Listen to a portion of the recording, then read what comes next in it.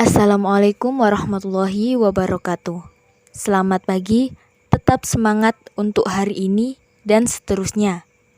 Kami dari kelompok 9 akan membahas tentang keterbagian bilangan bulat.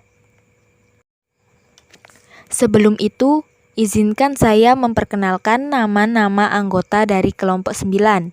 Yang pertama yaitu Laila Nurita Pradina, yang kedua Muziza Febriani, yang ketiga Nazilatul Fariha Arafat, yang keempat Silviana Devi Lestari. Sebelum lebih lanjut, kita harus mengetahui poin-poin yang akan dibahas pada materi keterbagian bilangan bulat. Yang pertama, teorema keterbagian. Yang kedua, algoritma pembagian. Yang ketiga, faktor persekutuan terbesar. Yang keempat, kelipatan persekutuan terkecil. Materi pertama adalah teorema keterbagian. Teorema keterbagian. Untuk mengetahui definisi dari teorema keterbagian, maka kita harus mengetahui definisi dari keterbagian terlebih dahulu. Definisi dari keterbagian adalah bilangan bulat B disebut habis terbagi oleh suatu bilangan bulat A tidak sama dengan 0 jika ada suatu bilangan bulat X sehingga B sama dengan A kali X. Notasinya yang pertama bisa dilihat seperti gambar. Dibaca A membagi B, atau A faktor dari B, atau B habis dibagi A, atau juga bisa B kelipatan A. Yang kedua, notasinya bisa dilihat seperti gambar.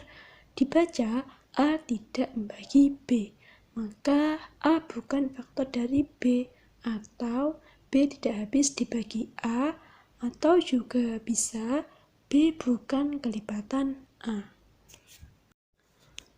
Contoh A. 6 habis membagi 18 sebab ada bilangan bulat 3 sehingga 18 sama dengan 6 kali 3. B. 5 habis membagi negatif 30 sebab ada bilangan bulat negatif 6 sehingga negatif 30 sama dengan 5 kali negatif 6. Yang C, negatif 4 habis membagi 20 sebab ada bilangan bulat negatif 5 sehingga 20 sama dengan negatif 4 kali 5. Yang D, 12 tidak habis membagi 15 karena tidak ada bilangan bulat X tidak sama dengan 0 sehingga 12 sama dengan 15X. Dari definisi keterbagian di atas dapat diketahui bahwa faktor-faktor dari suatu bilangan bulat bisa berupa bilangan bulat positif maupun bilangan bulat negatif. Dengan demikian, faktor-faktor dari 8 adalah 1, negatif 1, 2, negatif 2, 4, negatif 4, 8, dan 8. Faktor dari 10 adalah 1, negatif 1, 2, negatif 2, 5, negatif 5, 10, dan negatif 10. Sifat sederhana keterbagian ada 4. 1. 1 habis membagi A untuk setiap A elemen bilangan bulat. Yang kedua, A habis membagi 0 untuk setiap A elemen bilangan bulat dan A tidak sama dengan 0.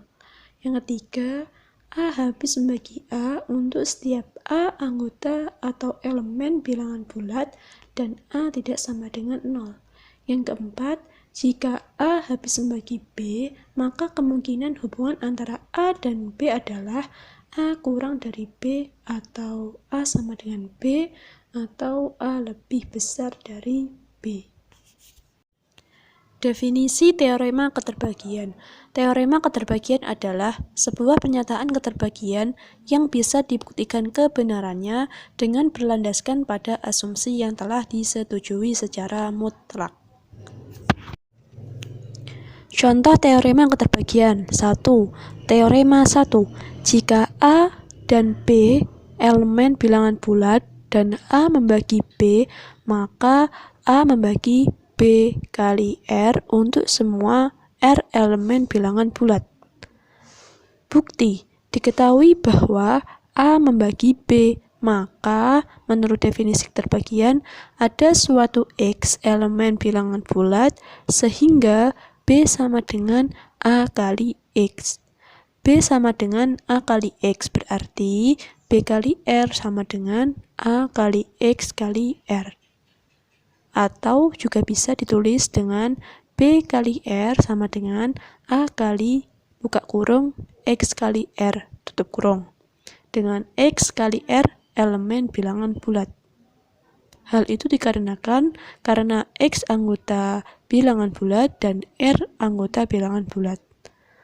Nah, sesuai dengan definisi keterbagian di atas, karena B kali R sama dengan A kali buka kurung X kali R tutup kurung, maka A membagi B kali R. Jadi teorema 1 itu terbukti benar. Teorema keterbagian yang kedua. Teorema 2. Jika A, B, dan R elemen bilangan bulat, A membagi B dan B membagi R, maka A membagi R. Bukti. Diketahui A membagi B dan B membagi R, maka menurut definisi keterbagian, B sama dengan A kali X dan R sama dengan B kali Y, sehingga didapat E, Y adalah elemen bilangan bulat. Sesuai dengan definisi keterbagian, R sama dengan B kali Y, di mana B sama dengan A kali X, sehingga R sama dengan A kali buka kurung X kali Y tutup kurung, sehingga terbukti bahwa A membagi R. Bagian kedua, algoritma pembagian. Algoritma pembagian. Definisi algoritma adalah prosedur langkah demi langkah untuk perhitungan. Algoritma pembagian pada bilangan bulat merupakan suatu algoritma dasar yang dapat digunakan untuk menentukan sisa pembagian dari dua bilangan bulat positif. Sisa pembagian ini dikenal juga dengan istilah modulo. Algoritma pembagian. Untuk bilangan bulat sebarang M dan N dengan N lebih besar dari 0, ada bilangan bulat Q dan R, sehingga M sama dengan Q kali N plus R, dengan R lebih besar atau sama dengan 0 dan lebih kecil dari N, di mana bilangan R disebut sisa pembagian M oleh N dan Q disebut sisa hasil bagi M oleh N. Pembuktian. Diketahui dua bilangan bulat M dan N dengan M dan N lebih besar dari 0. Maka dari dua bilangan bulat ini dapat diperoleh tiga kemungkinan sebagai berikut. 1. M sama dengan N. Untuk kasus M sama dengan N, nilai Q sama dengan 1 dan R sama dengan 0. Dengan demikian, diperoleh M sama dengan 1 kali N plus 0. Contoh, M dan N sama dengan 2, maka penyelesaiannya adalah 2 sama dengan 1 kali 2 plus 0, karena R sama dengan M lebih besar dari 0 dan M sama dengan N, maka R jelas memenuhi sifat. 2. M lebih kecil dari N. Untuk kasus M lebih kecil dari N, nilai Q sama dengan 0 dan R sama dengan M. Dengan demikian diperoleh M sama dengan 0 kali N plus M. Contoh, M sama dengan 3 dan N sama dengan 7. Maka penyelesaiannya adalah 3 sama dengan 0 kali 7 plus 3. Karena R sama dengan M lebih besar dari 0 dan M lebih kecil dari N, maka R jelas memenuhi sifat R lebih besar atau sama dengan 0 dan R lebih kecil dari N. 3. M lebih besar dari N. Untuk kasus M lebih besar dari N, nilai Q sama dengan sebarang bilangan bulat, dan R lebih besar atau sama dengan 0 dan lebih kecil dari N. Dengan demikian diperoleh M sama dengan Z kali N plus R. Contoh, A. Bila M sama dengan 7 dan R sama dengan 3, maka diperoleh 7 sama dengan 2 kali 3 plus 1. Jadi diperoleh Q sama dengan 2 dan R sama dengan 1. Memenuhi syarat R lebih besar atau sama dengan 0 dan lebih kecil dari N. Contoh B, diberikan M sama dengan 17 dan N sama dengan 5. Maka dapat dihitung dengan berbagai pilihan Q dan R sebagai berikut. 1. 17 sama dengan 4 kali 5 plus min 3. 2. 17 sama dengan 3 kali 5 plus 2. 3. 17 sama dengan 2 kali 5 plus 7. Dari ketiga contoh penyelesaian yang memenuhi syarat R lebih besar dari 0 dan lebih kecil dari N adalah contoh nomor 2. Contoh nomor 1 tidak memenuhi syarat karena R sama dengan min 3. Sedangkan contoh nomor 3 tidak memenuhi syarat karena R sama dengan 7, yaitu tidak memenuhi syarat R lebih kecil dari N. Baik, materi yang ketiga yaitu faktor persekutuan terbesar. Definisi FPB. Faktor adalah bilangan-bilangan yang dapat membagi habis sebuah bilangan. Faktor dari sebuah bilangan dapat berupa faktor positif maupun faktor negatif. Untuk menentukan seluruh faktor dari suatu bilangan bulat, cukup dengan mencari semua faktor positifnya, kemudian menggabungkan dengan faktor negatif yang berkorespondensi dengannya. Faktor persekutuan terbesar dari beberapa bilangan adalah bilangan bulat positif terbesar yang dapat membagi habis beberapa bilangan tersebut. Sehingga dalam mencari FPB, faktor yang dipakai adalah faktor positif.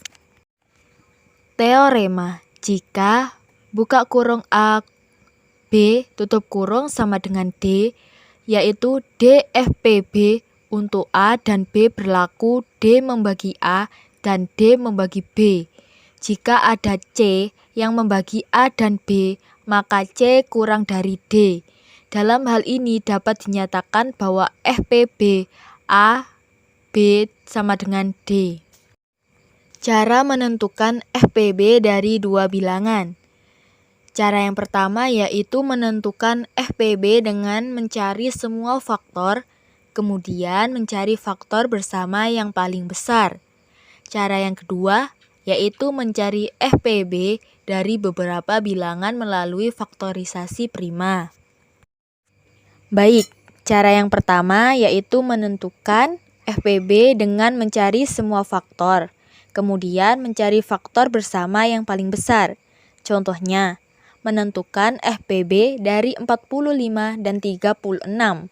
Perhatikan langkah-langkah berikut. Yang pertama, faktor positif pembagi 45 yaitu 1, 3, 5, 9, 15, dan 45. Faktor positif pembagi 36 yaitu 1, 2, 3, 4, 6, 9, 12, 18, dan 36. Yang kedua, faktor pembagi positif bersama dari 45 dan 36 adalah 1, 3, dan 9. Sehingga FPB dari 45 dan 36 adalah 9. Cara yang kedua yaitu mencari FPB dari beberapa bilangan melalui faktorisasi prima. Faktorisasi prima adalah perkalian bilangan-bilangan prima yang menghasilkan suatu bilangan. Misalnya, faktorisasi prima dari 12 adalah 22 kali 3. Faktorisasi prima dari 30 adalah 2 kali 3 kali 5. Contoh, menentukan FPB dari 24, 52, dan 84. Perhatikan langkah-langkah berikut. Yang pertama yaitu mencari faktorisasi prima dari 24, 52, dan 84. Yang pertama, mencari faktorisasi prima dari 24, sama dengan 23 kali 3. Yang kedua, kita mencari faktorisasi prima dari 52, sama dengan 22 kali 13. Dan yang ketiga, kita mencari faktorisasi prima dari 84, sama dengan 22 kali 3 kali 7. Kemudian, mengalihkan semua faktor pembagi bersama dengan pangkat terendah, yaitu 22 sama dengan 4. Jadi, FPB dari 24, 52, dan 84 adalah 4. Materi keempat yaitu kelipatan persekutuan terkecil atau KPK. Definisi dari KPK atau kelipatan persekutuan terkecil dari beberapa bilangan adalah bilangan kelipatan positif terkecil di antara semua kelipatan-kelipatan bersama dari beberapa bilangan tersebut. Teoremanya, misalkan A dan B adalah bilangan-bilangan bulat yang tidak sama dengan 0. M adalah kelipatan persekutuan terkecil dari A dan B jika dan hanya jika M habis membagi A dan M habis membagi B. Cara menentukan KPK dari beberapa bilangan ada dua cara. Cara satu, menentukan KPK dengan mencari kelipatan positif bersama yang paling kecil. Cara yang kedua, menentukan KPK melalui faktorisasi prima. Cara 1. Menentukan KPK dengan mencari kelipatan positif bersama yang paling kecil. Contoh, menentukan KPK dari 6 dan 9. Langkah-langkahnya, yang pertama, menentukan semua kelipatan dari 6 dan 9. Himpunan semua kelipatan positif dari 6 adalah 6, 12, 18, 24, dan seterusnya. Himpunan semua kelipatan positif dari 9 adalah 9, 18, 27, 36, dan seterusnya.